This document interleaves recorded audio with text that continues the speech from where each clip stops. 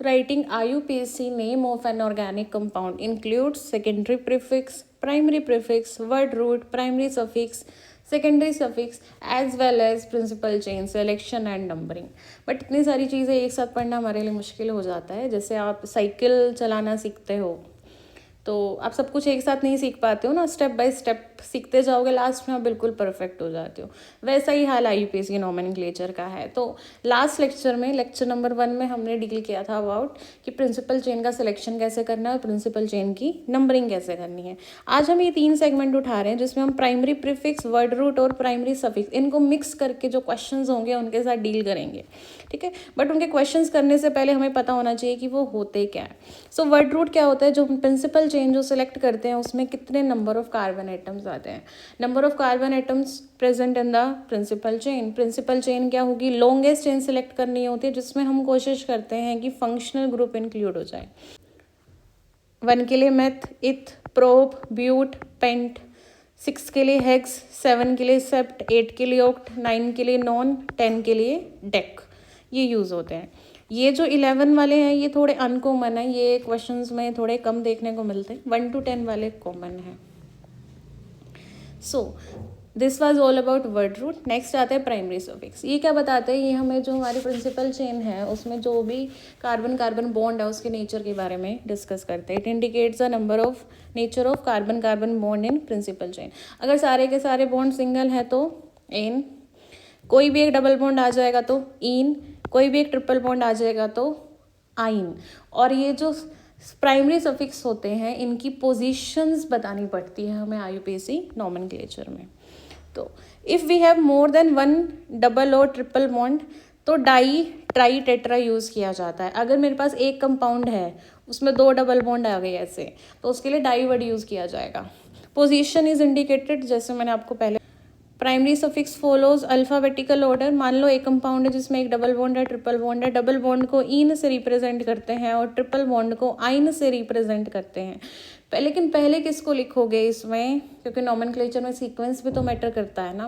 पहले इन वाले को लिखोगे क्योंकि अल्फ़ाबेटिकली पहले आता है. अगर प्राइमरी सफिक्स में डाई, ट्राई ये सब आ जाए तो लास्ट में वर्ड रूट के ए और लग जाता है. We will see this with examples. Okay, so अगर सेकेंडरी सफिक्स जो है हमारा वो किसी वोवल से स्टार्ट हो रहा है. सेकेंडरी सफिक्स क्या होगा? जो प्राइमरी सफिक्स के बाद लिखा जाएगा. कोई सेकेंडरी सफिक्स हमारा वोवल से स्टार्ट हो रहा है तो last E is eliminated from primary suffix. Now primary prefix क्या होता है? वो हमें प्रिंसिपल चेन के बारे में बताता है कि वो असाइक्लिक है तो कोई प्राइमरी सफिक्स प्रीफिक्स यूज़ नहीं होता. साइक्लिक होती है तो साइक्लो वर्ड यूज़ हो जाता है. बाई साइक्लो होती है तो बाई साइक्लो, स्पायरो एंड तो स्पायरो वर्ड यूज़ हो जाता है. सो ये क्वेश्चंस जो है ना हमारे, इनमें क्या क्या आ रहा है? सिर्फ इनमें हमारे primary prefix, word root,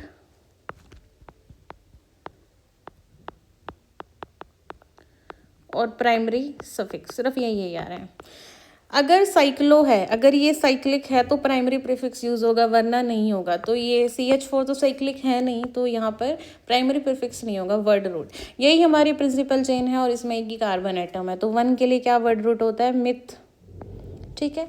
primary suffix सारे के सारे मतलब कार्बन कार्बन बॉन्ड तो है ही नहीं यहाँ पर तो मिथेन.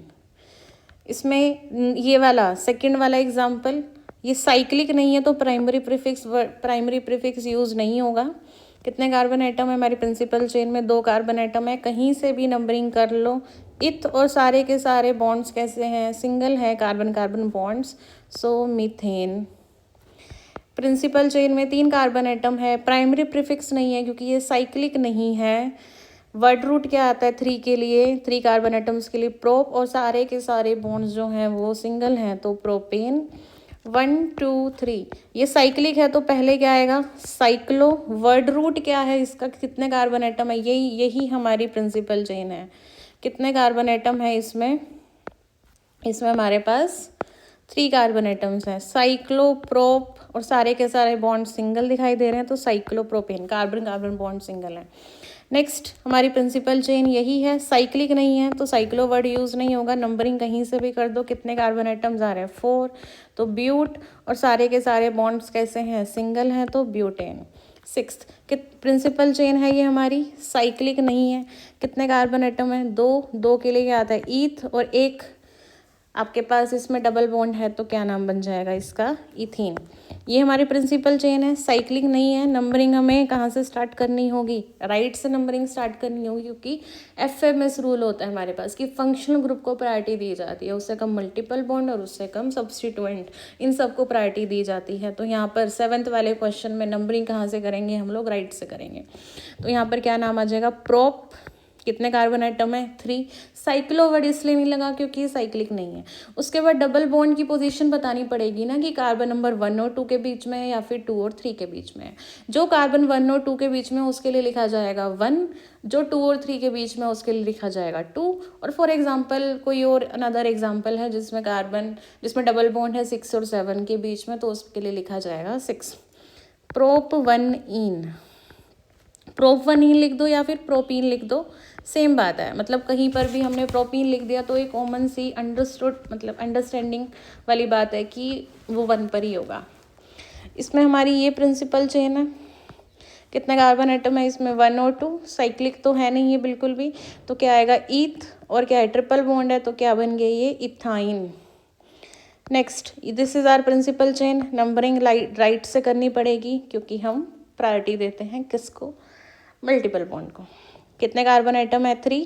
प्रोप 1 आइन लिख दो या फिर प्रोपीन लिख दो, अंडरस्टूड है, क्योंकि प्रोपीन लिखा मतलब 1 पर ही, प्रोपाइन लिखा है मतलब कि 1 पर ही आइन है। Next, this is our principal chain. Numbering right से करेंगे। कितने कार्बन आइटम्स है, 5।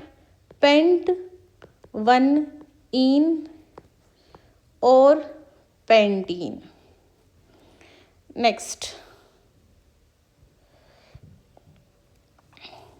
This is our principal chain. कितने कार्बन आइटम है, 5। साइक्लिक नहीं है। पेंट 1 आइन और pentyne. This is our principal chain. Numbering कैसे करें, ऐसे करें नंबरिंग,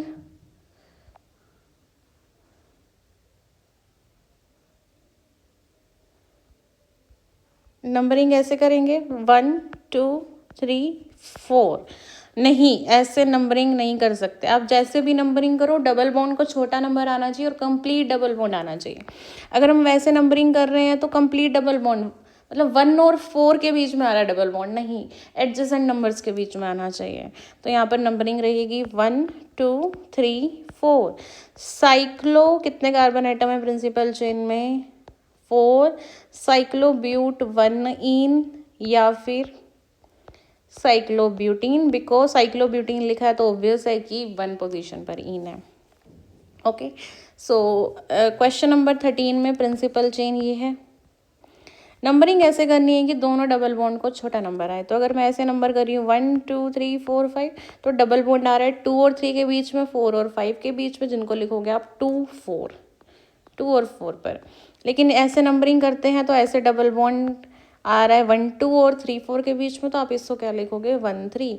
साइक्लो पेंट, और हमारे पास एक रूल था। रूल क्या था कि अगर हमारे डाई ट्राई है, यहाँ पर डाई ट्राई 2 बार डबल बॉन्ड आ रहा है ना, तो यहाँ पर आपको क्या लगाना पड़ेगा, डाई यूज़ करना पड़ेगा। अगर हमारे प्राइमरी सफिक्स में डाई ट्राई आ रहा है तो वर्ड रूट के पीछे क्या लग जाएगा, ए लग जाएगा। तो आपको पता ही है यहाँ पर क्या बनेगा, साइक्लोपेंट 1,3 लगेगा, 1,3, क्योंकि 1 और 3 2 बार है, 1,3 2 बार है तो डाई इन, 1,3 डाई इन। और एक अल्फ़ाबेट और एक नंबर के बीच में हाइफन आता है, 2 नंबर के बीच में कोमा आता है। एक अल्फ़ाबेट और नंबर के बीच में हाइफन आता है, 2 नंबर्स के बीच में क्या आता है, कोमा आता है। ओके, तो हाँ, रूल क्या है कि जब आपके पास जो प्राइमरी सफिक्स है उसमें डाई ट्राई आ रहा हो, तो जो हमारा वर्ड रूट है, वर्ड रूट कौन सा है हमारा यहाँ पर, पेंट, तो उसके पीछे क्या आ जाता है, ए आ जाता है। सो compound number 14 is benzene. Benzene तो इसका कॉमन नेम है, बट हमें तो क्या लिखना है, आयुपेसी नेम लिखना है, तो इसका आयुपेसी नेम क्या है, साइक्लोहेक्सा 1,3,5 ट्राईन। हेक्सा क्यों आया है, हेक्सा इसलिए आया है, मतलब हेक्स के पीछे ए इसलिए आया है क्योंकि जो हमारा प्राइमरी सफिक्स है उसमें ट्राई यूज हुआ है। नेक्स्ट इज दिस, नंबरिंग कहीं से कर लो, सेम है 1 2 3 4। क्या नाम बनेगा, साइक्लो तो आएगा नहीं यहाँ पर, ब्यूटा 1,3-डाईइन। नेक्स्ट कहीं से भी नंबरिंग कर लो, सेम है, लेफ्ट टू राइट।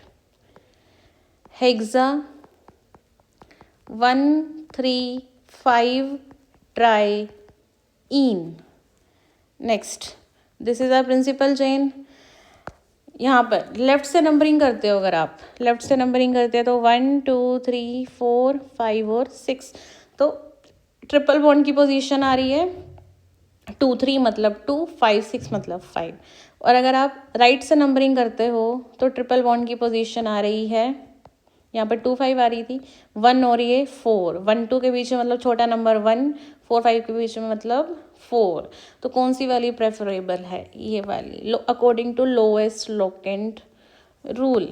सो 1 2 3 4 5 और ये 6, तो ये कि यहाँ पर क्या बन जाएगा आपके पास, हेक्सा 1,4-डाईइन।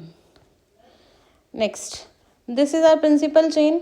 लेफ्ट से नंबरिंग करोगे तो डबल बॉन्ड को आएगा नंबर 1, ट्रिपल बॉन्ड को आएगा 3, और यही प्रेफरेबल लग रहा है, क्यों, क्योंकि छोटा नंबर आ रहा है according to lowest locant rule. तो यहाँ पर क्या आएगा, पेंटा 1, पेंटा नहीं आएगा यहाँ पर, डाई वर्ड नहीं आएगा ना, क्योंकि एक डबल बॉन्ड है एक ट्रिपल बॉन्ड है। पेंट 1,3-आइन, पेंट 1,3-आइन आएगा इसमें। ठीक है, यहाँ पर इन पहले क्यों लिखा, क्योंकि अल्फ़ाबेटिकली जो पहले आता है इन, उसको पहले लिखते हैं।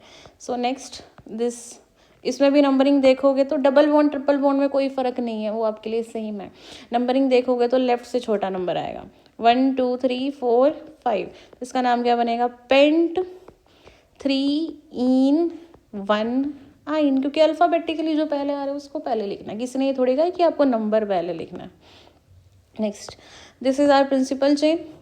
अगर लेफ्ट से नंबर करोगे 1 2 3 4 5, डबल बॉन्ड को नंबर आ रहा है 1, ट्रिपल बॉन्ड को नंबर आ रहा है 4। राइट से नंबर करोगे तो ट्रिपल बॉन्ड को नंबर आ रहा है 1, इसको आ रहा है 4, सेम ही नंबर आ रहे हैं। तो अगर लास्ट में आकर सब कुछ सेम हो जाए तो आपको आंसर लिखना होता है अल्फ़ाबेटिकली, जो अल्फ़ाबेटिकली पहले आएगा उसको छोटा नंबर मिलेगा। तो इन पहले आता है तो इन को छोटा नंबर मिलेगा, तो इसका नाम क्या बन गया, पेंट 1-in-4-आइन। सो आपको आज का लेक्चर अच्छा लगा होगा। इसके जो ये जो नोट्स हैं इनकी PDF का लिंक आपको डिस्क्रिप्शन बॉक्स में मिल जाएगा। Thanks for watching.